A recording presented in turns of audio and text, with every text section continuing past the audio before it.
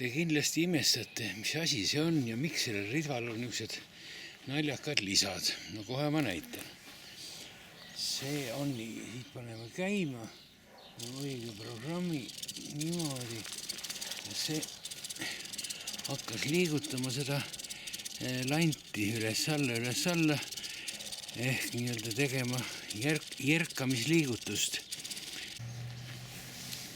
Nii. Siin on siis 2 liitiumioonakut järjestikku. Nüüd keevitan kokku 2 liitiumioonakut. Panen järjestikku. Nii. Valmis. Nii pluss-miinus läks õieti läks.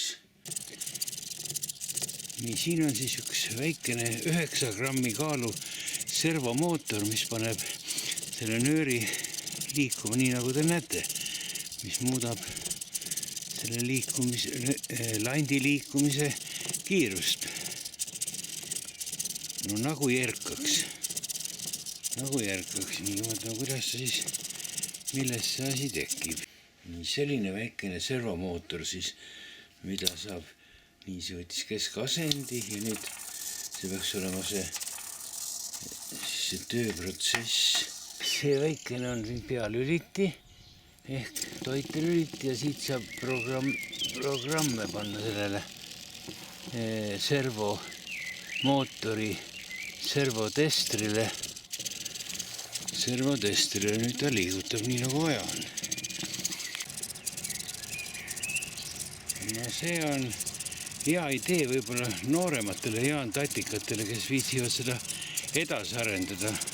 Minu poolt on ainult idee, no ma ise juba 78 aastat vana. Ja siis siit võib-olla annab võtta mõtteid, et patenteerida.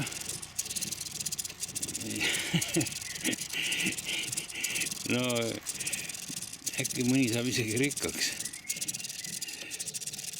Peab ainult vaatama, et maailmas looduse tasakaal paigast ära ei lähe. See püüab niivõrd hästi.